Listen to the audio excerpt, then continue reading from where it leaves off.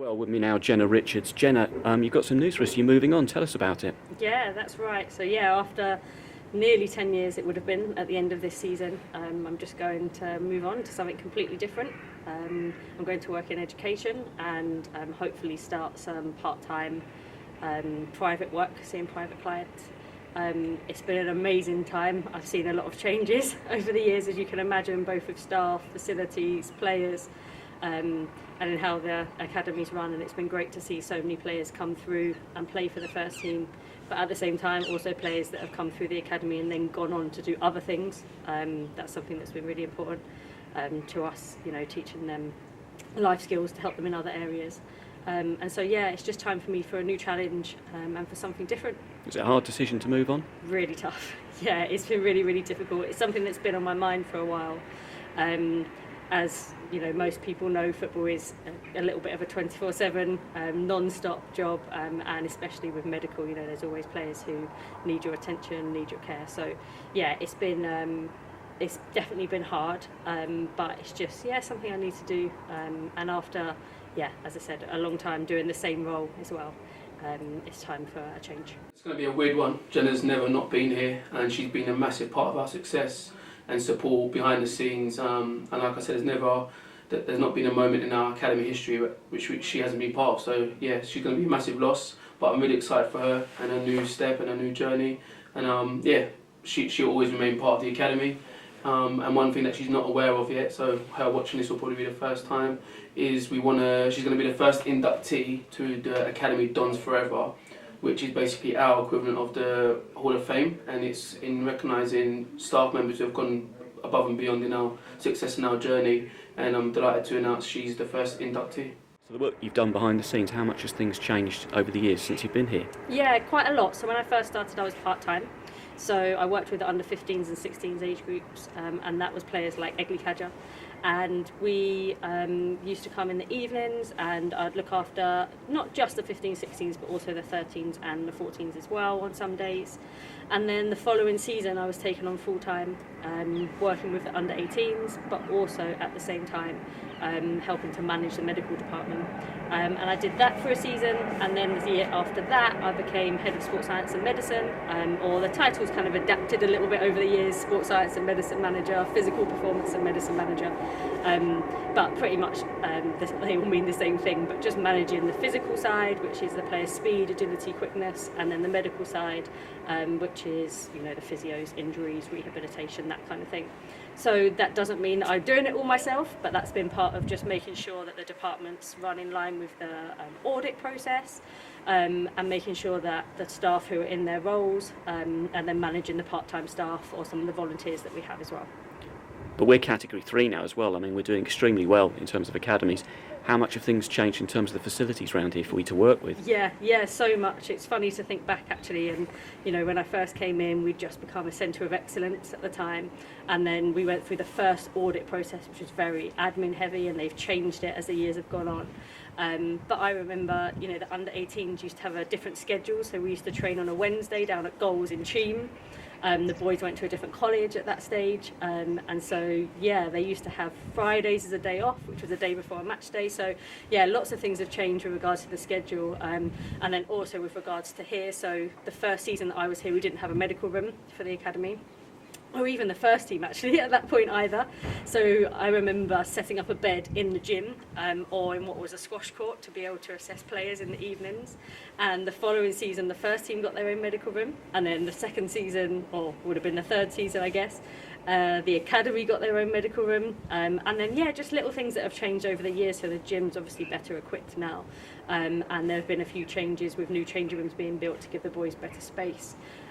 Obviously with COVID that's changed a little bit this year because of the way that the players, particularly in the academy, are segregated into different changing rooms because of the guidelines. But it's just allowed every season there to be an improvement, there to be something better, and that's what's been so brilliant about working with Wimbledon, is we're constantly moving forward and constantly improving.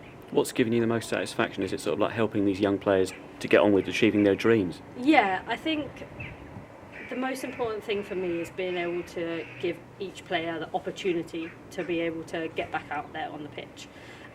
So, you know, some of the small injuries, they might only be with you for, you know, a couple of days, to some of the longer ones. So we've had, you know, ACL, broken legs, people who've had surgery, and, you know, it can be a long period. So trying to be able to get them back to a stage where they can get back out to play football. And I think what's really important for us is that we get players to a stage where they're getting back. You know, it's not about rushing them back, and as much as they want to be back out there on the pitch, it's about getting them back in a physical condition where they're not going to end up re-injuring that as much as possible. So it's not about getting them back quickly, it's about getting them back safely, and hopefully they can then go on to have a career in football, not worrying about the injury they had when they were 16, 17 years old. I think a lot of things have changed in medicine over the last 20, 30 years since, you know, before I was doing this job. And we're in a place now where, you know, there's so much working with other people, so working with the strength and conditioning coaches and the sports scientists, to also bring that side in to make sure that their strength, not just through the injured part of their body but also through other areas, is, if not just as good, better than before they got injured. So of course you mentioned Egley Kadja, he's back with us again now. You can't go into the specifics, but are there any kind of real stories that stick with you over the years? Yeah, there's a couple. I guess mainly players that have been out for a long period of time and then come back and done really well. So we had a player who had just had a couple of injuries back to back, and we were away at Plymouth away, and he came on for his first game. I think it was his first game in about 4 months. Came on, made the substitution at a corner, and with his first touch scored and ran straight over to the sideline to celebrate with all of us. So that was brilliant. Another lad who had broken his leg, again, kind of first or second game back, hit. Well, it's debatable whether it was a cross or a shot, but either way it went in, and against MK. So that was a really good moment. And I think probably the other one would be the cup game. So not necessarily specifically certain players, but with, you know, a few weeks ago now, when we played Friday night and then played Saturday, just the players' attitude and how they approach that game, and being able to be in a team of staff. So I've mentioned some of the sports science staff, but coaching staff as well, that can kind of rally the players around to be able to play 2 games in less than 24 hours. And, you know, the way we managed that and handled that to be able to do it as safely as possible, and then manage the boys' load after to make sure that we weren't going to pick up any injuries and that kind of thing. So yeah, coming through both of those games without injuries was, yeah, really good. Yes, it's hard to quantify her because she's one of the originals really. She's been here from the start.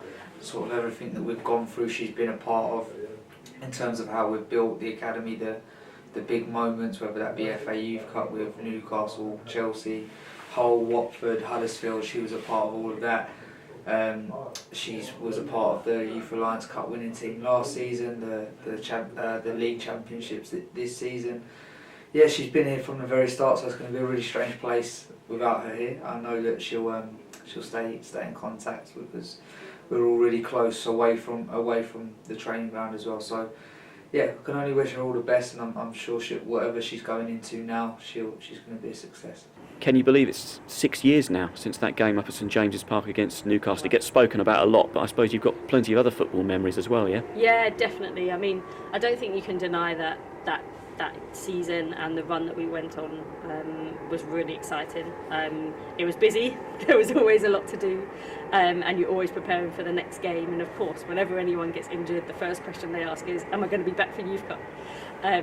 So that was a busy season, but really exciting. And I think, you know, beating Watford on the penalties, then going through to St James's Park, and even at the Chelsea game, you know, despite the result, it was not only, you know, a relatively good performance, but I always remember the fans, and you know, the atmosphere was just electric, and when we first broke into our half, they just erupted. It was incredible.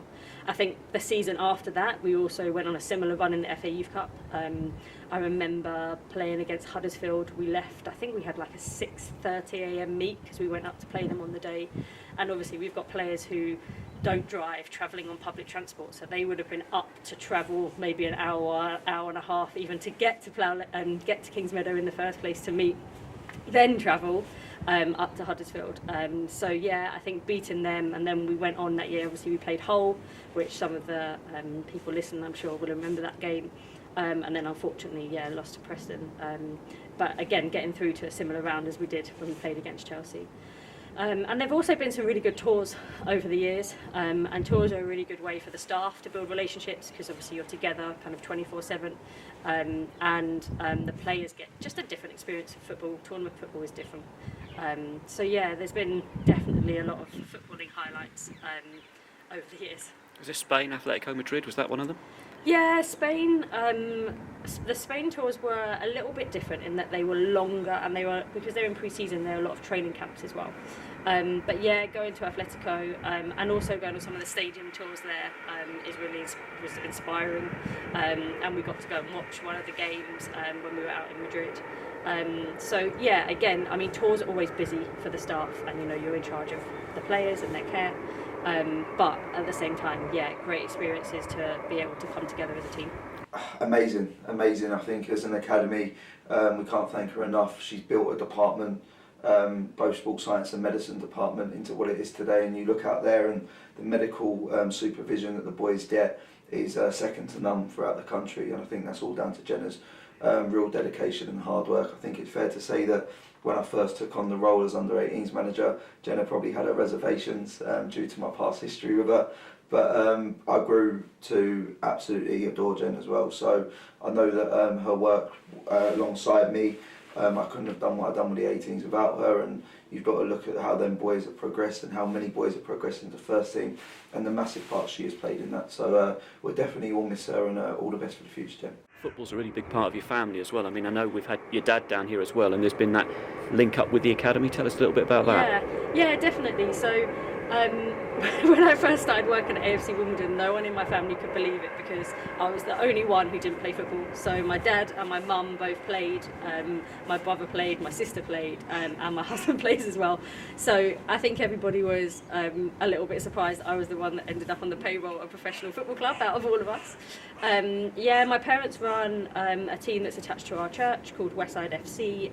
They play kind of first step of semi-pro. And last season they just connected with Michael just to create a link between AFC Wimbledon and Westside. So that was really exciting. Kind of merged the two worlds together a little bit. We did actually have a friendly one of the years that we had the FA Youth Cup run. We're still in after Christmas. Westside and Wimbledon's under-18s actually played each other, and that was a bit interesting, being with Robbo in one dugout and having my dad in the other dugout. But yeah, they run a club. It has 3 men's teams. My husband plays for one of them, my brother plays for one of them, ladies team, my sister used to play for them. And then, it's got a large number of youth teams that my mum helps run the youth, or my mum runs all of the youth department there. And it's just about kids enjoying football, coming out and having fun. And as I said, a massive part of my life. My husband actually coaches the under-7s, so he's out coaching on the Saturday morning, he's out coaching on a couple of evenings a week.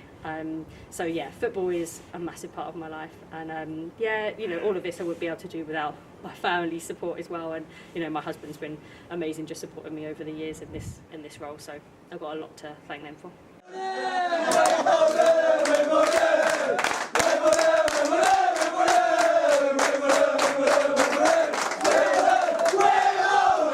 Just reflecting on that night at Newcastle again. I mean, now where we are now, as I said, I mean, Michael Hamilton's now academy manager, Robbo's now first team manager. Obviously, Rob Tuvey, James Oliver-Pearce, they've stepped up to the coaching for the first team as well. So leaving it in a pretty good situation, for them. Yeah, definitely. I think it just shows, the development of the staff. I think one of the things that's been really important over the years is that staff CPD and development is also a priority. So the coaches are often doing courses and always looking at ways, reflecting on what they can do better. And I would say not just coaching staff, but also just as an academy management team. We're always reflecting on, what's gone well, what can we do better, and we're always looking for that next thing. It's obviously helpful at times to look and go, we did that well, kind of well done, but we tend not to kind of sit there looking at a good job that's done, but we're always looking to the next thing. Even after some of the bigger achievements, we're looking at what's next. And as I briefly alluded to earlier, I think one of the reasons that I've stayed at Wimbledon so long is part of our culture, you know, better people make better dons, the fact that we're hopefully helping young men to develop characteristics that are going to help them in their everyday life, not just in football, that's really important. What about the club itself, though, and the way that it's changed over the years? Because it's gone from being, you know, non-league to football league to now having the stadium. I mean, it's a fantastic story, isn't it? Yeah, it's incredible. And, you know, obviously with the opening of the stadium initially being without fans, that was, you know, not the ideal way and not how people would have liked it. But I just remember the first time I walked into Plough Lane, I was just blown away.